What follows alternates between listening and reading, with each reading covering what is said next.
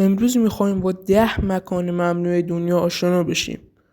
تصوری که چنین مکان‌های داخل دنیا وجود داره سخته، اما با 10 تاش امروز آشنا میشیم. لایک و سابسکرایب یادتون نره.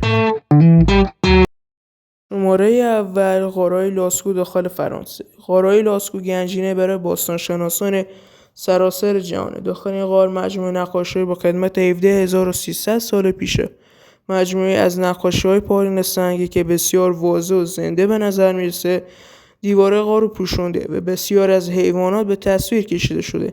این غار از سال 1963 به روی عموم بسته شده، چون باستانشناسان معتقدند که عموم ممکنه به آثارهای باستانی آسیب برسونه. شماره دوم، جزیره سنتینل شمالی در هند. جزیره سنتینل شمالی در جزیره آندامان که محل زندگی قبیله سنتینلیز هست، یکی از جزایر ممنوعه به حساب میاد. مردم این جزیره ممنوعه برای محافظت از انزوایی که دارن به خشونت روی میارن.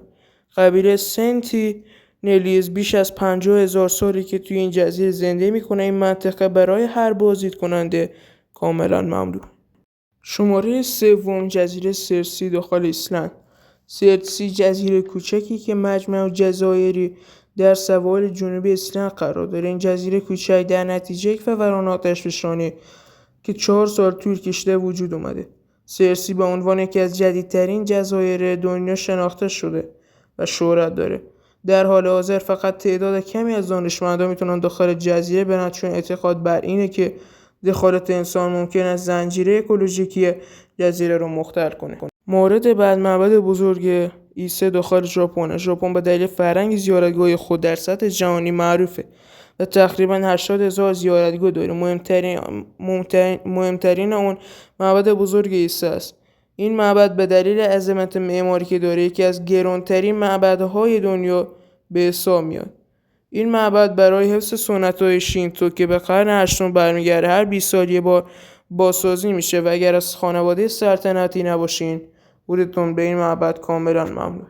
مورد بعد، جزیره برادر شمالی داخل آمریکا. جزیره برادر شمالی در شهر نیویورک یکی از محبوب‌ترین مکان‌های متروکه داخل آمریکا است.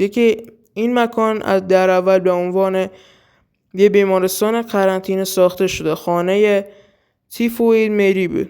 اون به عنوان نخستین آمریکایی مبتلا به تیفوید حسب شناخته شد. بعدها این مکان به مقر معتادان تبدیل شد و حالا پناهگاه پرندگان شناخته شده و ورود مردم عادی به داخلش ممنوعه. شماره 6، پایگاه دولس داخل آمریکا. دولس یکی از شهرهای عجیب نزدیک مرز کلرادو در نیومکزیکو است. این شهر با جمعیتی بالغ بر 2600 بومی آمریکایی به یک آزمایشگاه زیرزمینی خدمت میدن که در آن آزمایش‌های سری انجام میشه. گفته میشه پایگاه دولس یک ترکیب مخفی عظیم که فناوری‌های فوق‌العاده پیشرفته رو داخل خودش جا داده.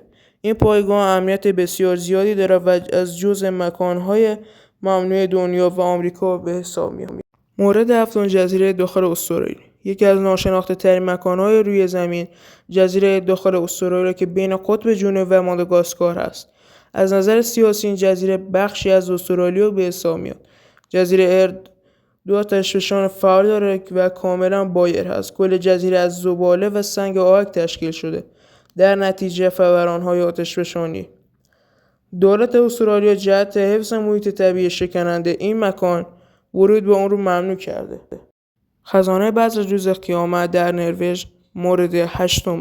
خزانه بذر روز قیامت یک بانک بذر در قلب مجمع جزایر اسولباره قطب شماله. این مکان یک خزانه امنه که انواع دانه‌های گیاهی در اون محافظت میشه. هدف از این کار تلاش برای محافظت از این بذرها در صورت وقوع یک آخرالزمان یا بحران جهانی از هر گوشه و کنار جهان جعبه‌های پر از بذر برای نگهداری طولانی مدت و خزانه روز قیامت فرستاده میشه. این خزانه فقط در روزهای خاص برای مهمانهای ویژه باز. مورد نهم جزیره مار در داخل برزیل. همانطور که از اسمش معلومه این جزیره داخل برزیل پر از مارهای سمی و کشنده. هیچ انسانی حتی جرأت پا گذاشتن داخل جزیره رو نداره و به همین دلیل ممنوع ترین مکان در جهان و برزیله. در واقع این مکان به قدری خطرناکه که دولت برزیل بازدید از این جزیره را غیر قانونی اعلام کرده. تخمین زده میشه که 4000 مار افعی سرنیزه زرین کشنده ترین مار جهان داخل این جزیره است. و مورد آخر منطقه 51 در آمریکا. منطقه 51 در نوادای جنوبی همیشه با تئوری‌های توطئه پیچیده گره خورده. اینجا پایگاه نظامی آمریکا است و به عنوان محل آزمایش سلاح و هواپیما شهرت داره، اما گمانه‌زنی‌های گسترده‌تری هم در این مورد وجود داره. بازدید از این مکان ممنوعه و حتی خود کشور آمریکا هم به سختی وجود این منطقه رو تایید میکنه.